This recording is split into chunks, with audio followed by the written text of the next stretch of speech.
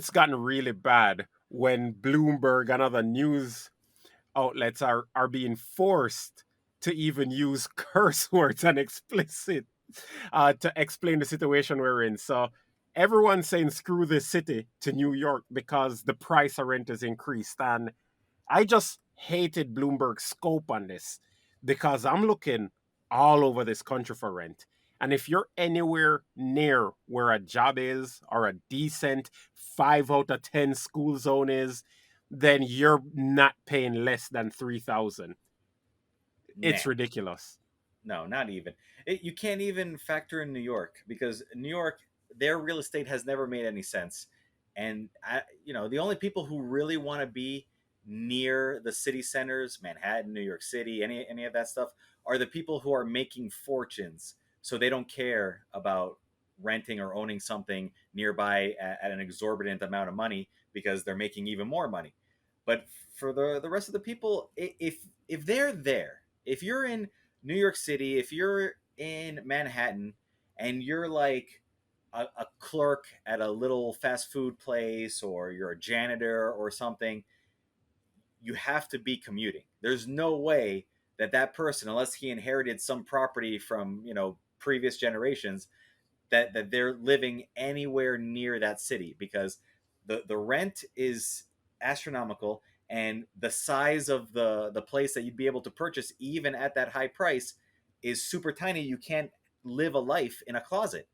So that's a weird situation over there. And in the rest of the country, okay, rent has gone up here and there a little bit, but you can always find an alternative. If you need to, you can downsize because in other parts of the country, you're not renting a closet anyways. You might be renting a single family home that's like 4,000 square feet. So there's only you. So you're like, okay, well, I can easily drop down to 2,000 square foot 2-2 condo and enjoy a view of the beach instead. So Listen, it's there's no beachfront property that you're getting for a small fee, but I can try to meet you in the middle, being as steelman as I can. I'm gonna steelman your argument and say it's the most good faith argument that's ever been given. At the end of the day, people that can't afford to live in New York or that can't afford these things because they're not the millionaires, they're blue collar workers, right? So they have to go into the office. So they need to be near where the jobs are. So now you're telling me it's not okay for people to have to commute 2 hours to go and work at the subway or the McDonald's in Manhattan where they can't even afford to live. That's unacceptable. And there's no end in sight. As you just rightfully put it, even in the suburbs or go past the suburbs, even in the boonies, you're having to choose to go from your 4,000 square foot house to your 2,000 with no end in sight. So you're going to end up in a closet in the middle of nowhere unless this stops. no, Having to commute 6 hours to your job. no. The end is right there in sight. The end comes with a recession and prices dropping, and people not having enough money. So even the people who are renting out the places and products and services, they all have to drop their prices because you can't sell something to someone who can't afford something. So no matter what it is that you're selling or renting or servicing, it all needs to match what your clientele can afford. It all evens out. It's just that because of government, we have these crazy financial swings from boom to bust because they're constantly inflating the money supply and then deflating it, which that's kind of wishful thinking. They usually just inflate it and wait until everybody goes broke and let that give you a pseudo type of deflation until everybody realizes that it's inflated again. But when you're talking about the minimum wage or entry level positions in a place like New York City or Manhattan, those people shouldn't be working there. There's no reason for them to be there. You're giving the people that are making millions of dollars the wrong impression. They shouldn't be able to be there earning millions and billions of dollars in dubious ways while having you service them suffering driving 2 hours to get to where you can afford back to where you work. Why do that? Let them deal with it on their own. They've got plenty of money. They can either start to pay people more or put more housing available for people to do the the blue collar work. But you need to vote with your dollars, with your labor, with your uh, existence, where you're standing at the moment. So do that in another locale where it's more, not even equitable, it's just more fair, where you can earn a lot of money if you work really hard and you have a special skill that you've honed over years, or you can coast, making less money because things are more affordable over there.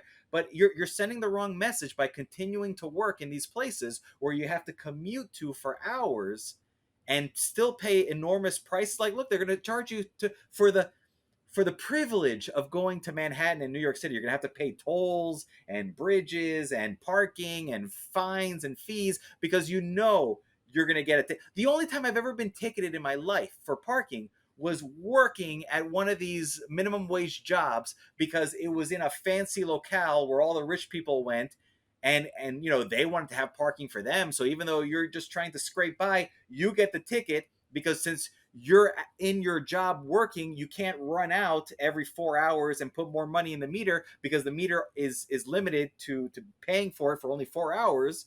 So you're gonna get that ticket, and you know it's gonna happen. You're there.